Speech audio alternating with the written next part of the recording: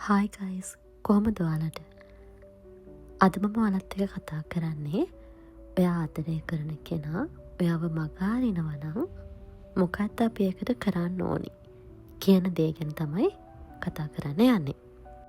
ඔයා ආදරය කරන කෙනෙක් ඔයාව මගහරිනවා කියලා කියන්නේ ඒක හිතට බරක් දැනෙන වගේ දෙයක්. මුලින්ම අපි ඒ අයගේ හැසිරීම තේරුම් ගන්න උත්සාහ කරන්න ඕනේ. සමහර විට ඔයාව මගහරිනවා කියන එක ඔයාට එරෙහිව වෙන දෙයක් නෙවෙයි වෙන්න පුළුවන්.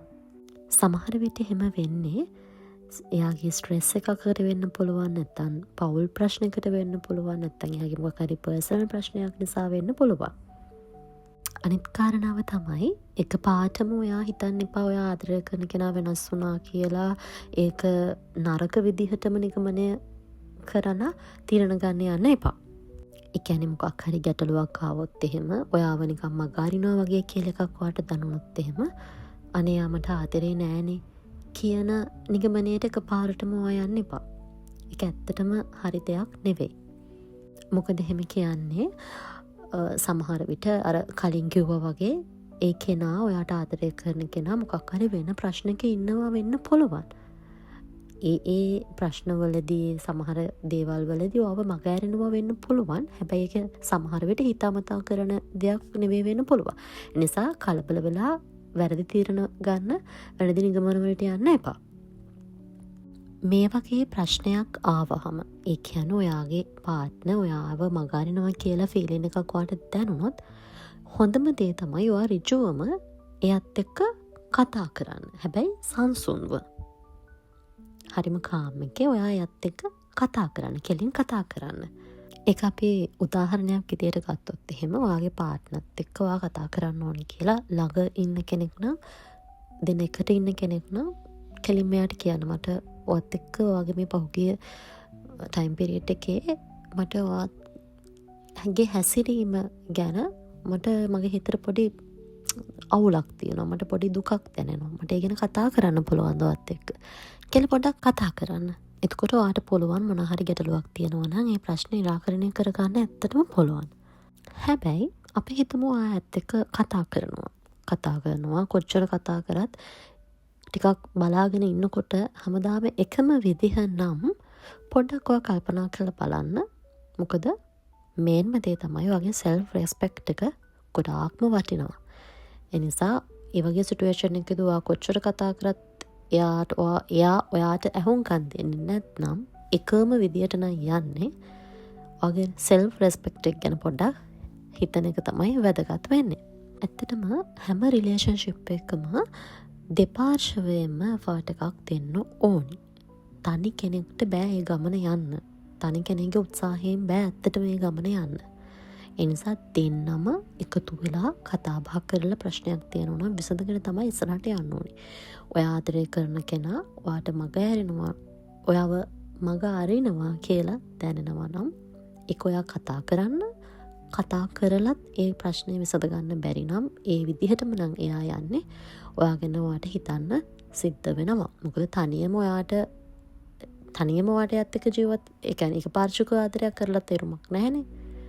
දෙන්නම යාළුවයි නම් දෙන්න මැරි කරලා නම් ඉන්නේ. එක්කෙනෙක් තව කෙනෙක් වෙනුවෙන් බලාගෙන හිටියට ඒ කෙනාගෙන් ආදරයක්, සෙනෙහසක්, කැරින් එක කිසිම දෙයක් හම්බ වෙන්නේ නැත්තම් තනියම මේ ගමන යන්න හරි අමාරුයි.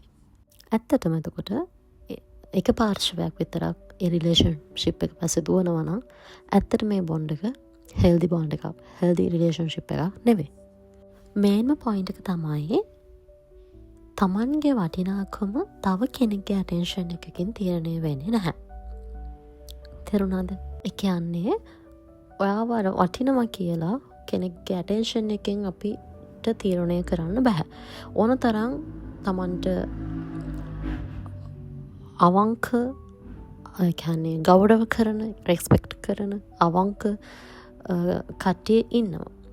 අන්න ඒ දේවල් තියෙනවා නම් කැරින් එක හොයලා බලන මේ හැම දෙයක්ම තියෙන තැන ඇත්තටම ආදරයක් තියෙනවා. ඇටෙන්ෂන් එක මත ඔයාව වටිනවා කියලා තීරණය කරන්නත් එපා. ඒ මිස්අන්ඩර්ස්ටෑන්ඩ් එකෙන් ඉන්නවා නම් ඒක අයින් කරගන්න එක නැති කරගන්න. මොකද ඇටෙන්ෂන් එක මොකද තමන්ගේ වටිනාකම රඳා පවතින්නේ නැහැ. මම අර මුලදී කිව්වනේ එකපාරටම තීරණය කරන්න එපා කියලා. ඔයාව මගහරිනවා කියලා ඔයාට දැනුණාට ඒකට හේතුව මොකක්ද කියලා ඍජුව එයාත් එක්ක කතා කරන්න කිව්වනේ. මොකද සමහර විට එයාගේ එක පර්සනල් ඉෂුව එකක් මොකක් හරි ප්‍රශ්නයක් වෙන්න පුළුවන්. ඒ වගේ වෙලාවකදී ඔයාව මග ඇරෙන්න පුළුවන්. හැබැයි ඒක වැරදි දෙයක් විදිහට හිතන්න එපා. ඒක දැනගන්න තමයි අර කතා බහ කරන්න කියලා කියන්නේ.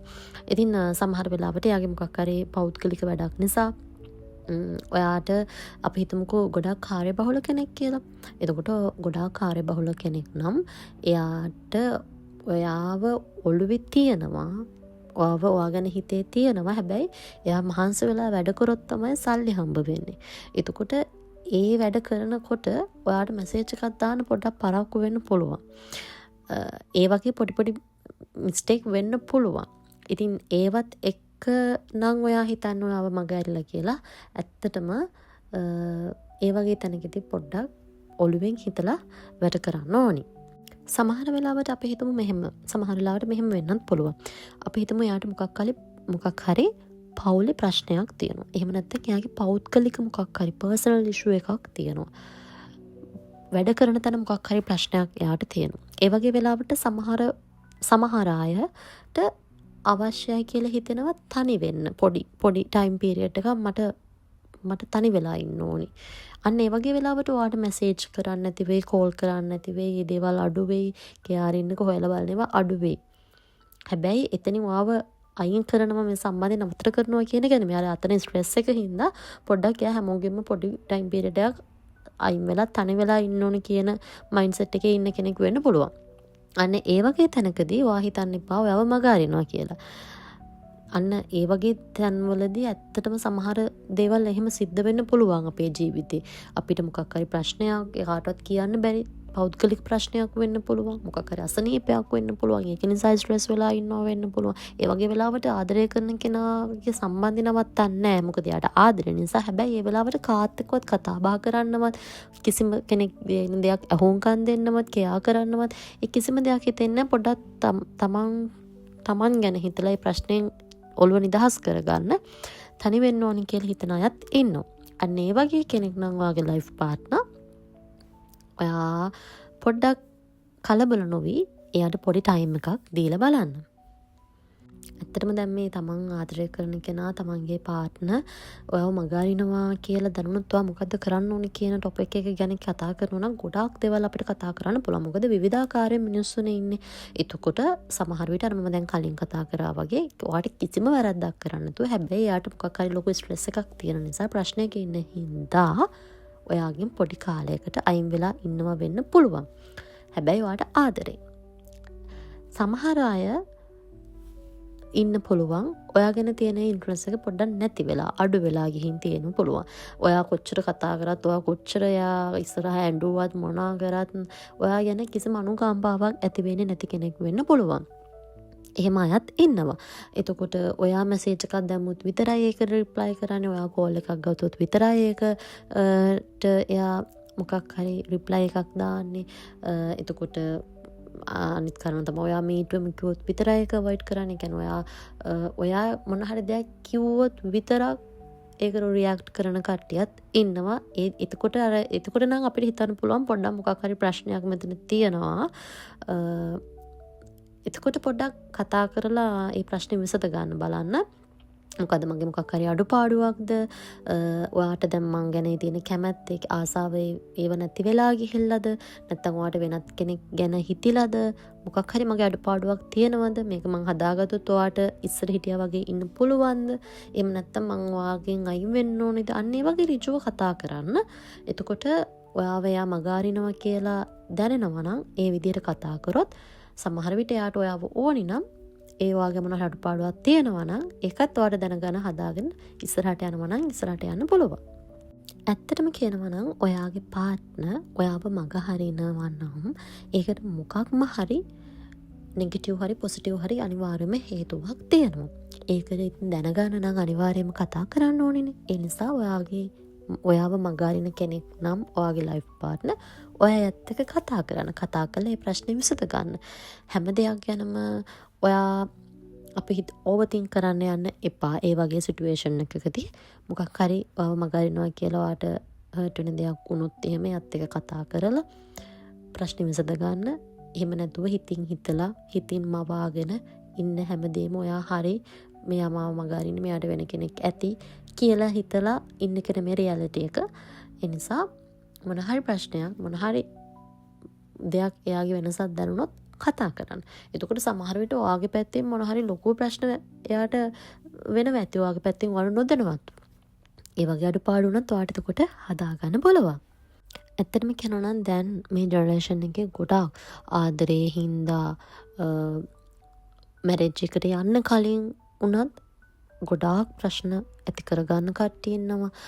ආෆ්ටර් මැරේජ් එකෙන් පස්සෙත් ගොඩක් කට්ටිය විඳවන අය ඉන්නවා. මේ වගේ පොඩි හේතු වෙන්න පුළුවන්. සමහර විට ඒ පොඩි හේතුව පස්සේ කාලයක් යනකොට ඒක ලොකු ප්‍රශ්නයක් ඇති වෙන්න පුළුවන්. ඒ නිසා මොකක් හරි ඔය ආදරය කරන කෙනා නැත්නම් ඔයා මැරි කරලා ඉන්න කෙනා ඔයාගේ ගර්ල්ෆ්‍රෙන්ඩ් බොයිෆ්‍රෙන්ඩ් ඕන කෙනෙක් වෙන්න පුළුවන්. ඔයාගේ පාර්ට්නර්ගේ මොකක් හරි වෙනසක් දැනුනොත් ඔයා මගාරිනවා කියලා වගේ දෙයක් දැනුනොත් ඔයා කතා කරන්න.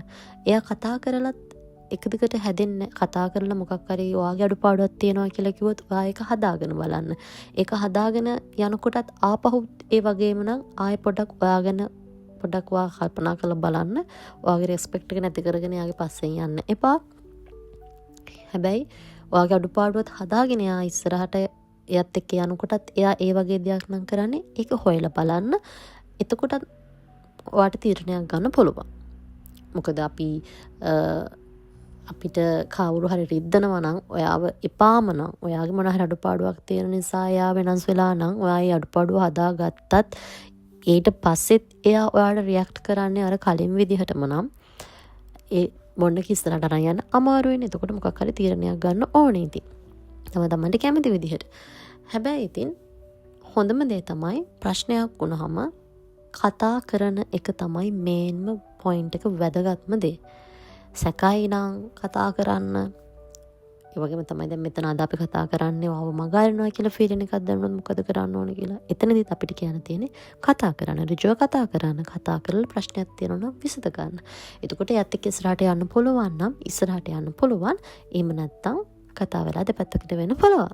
ඉතින් අනිත් කාරණාව තමයි ඕවර්තින්ක් කරලා මෙයා මාව මගාරින්න මෙන්න මේ හේතුව නිසා මෙන්න මේ හේතුව නිසා කිය ඕවර්තින්ක් කරලා ඔළුවෙන් හදාගන්න එක නෙමෙයි රියැලිටි එක. ඒ නිසා මොන හරි දෙයක් ඔයාට පොඩි හරි වෙනසක් දැනුනොත් එයාට කියන්න. කේන්ති ගන්න නැතුව. එයා පොඩ්ඩක් ඔයාට තේරෙනවා ඇතිනේ. එයත් එක්ක කතා බහ කරගෙන ඉන්නකොට මේ වෙලාවේ එයා පොඩ්ඩක් කාම් එකේ ඉන්න ටයිම් එක කියලා. අන්න ඒ වගේ වෙලාවකදී ඔයා කියන මට පොඩ්ඩක් ඔයත් එක්ක කතා කරන්න ඕනේ. මට ඔයාගේ පොඩි වෙනසක් දැනෙනවා. වෙනදා වගේ ඔයා මට කෝල්ස් ගන්න නැහැ. වෙනද වගේ ඔයා මට මැසේජ් කරන්නේ මං ගැන හොයලා බලන්නේ නැහැ. මොකක්ද මගේ මොකක් හරි අඩුපාඩුවක් වුණාද ඔයාට? මොන හරි දෙයක් මගේ පැත්තෙන් අඩුපාඩුවක් වුණාද මොනවාද? අන්න ඒ විදිහට කතා කරන්න. එතකොට සමහර විට එච්චර ඕපන් වෙනකොට එයාටත් මොන හරි ස්ට්‍රෙස් එකක් තියෙනවනම් සමහර මිනිස්සු ඉන්නවා Tamanට ස්ට්‍රෙස් එකක් දැනුණාම තනි වෙන්න බලන අය ඉන්නවා. තනි වෙන වෙලාව තනි වෙන්න ඕනි කියන එක ඔළුවට ආවට පස්සේ එයා මේ අවුරුදු ගාණක් ආදරය කරපු කෙනාද අම්මා තාත්තද කවුද කියලා බලන්නේ නැහැ. මැරි කරපු කෙනාද කවුද කියලා බලන්නේ. එයා ඒ වෙලාවට තනි වෙනවා. එයාගේ ඒ ප්‍රශ්නේ විසඳගෙන එයා රිකවර් වුණාට පස්සේ තමයි එයා බලන්නේ මගේ වටේ හිටපු කට්ටිය කෝ මොකද වෙලා තියෙන්නේ. එතකොට ඉතින් ගොඩක් අයට හිත රිදලා හැම වෙන්නත් පුළුවන්. තව කට්ටියක් ඉන්නවා මොන හරි ප්‍රශ්නයක් වුණාම කතා කරද්දී හරිය ඇත්තටම ඕපන් එකේ කතා කරලා ඒ ප්‍රශ්න විසඳගෙන ඉස්සරහට යන්න කැමති අය ඉන්නවා. ඒ වගේ විවිධ කොට්ටාෂ ඉන්නවා. ඉතින් මොනවා කරන්නත් ඉස්සරවම කතා කරලා බලලා මොන හරි ගැටලුවක් තියෙනවා නම් ප්‍රශ්නයක් තියෙනවා නම් කතා මගාරින කෙනෙක් වුණත් කතා කරලා ප්‍රශ්න විසඳගත්තාම ඇත්තටම ජීවිතේ ලස්සනට ගෙවන්න පුළුවන්.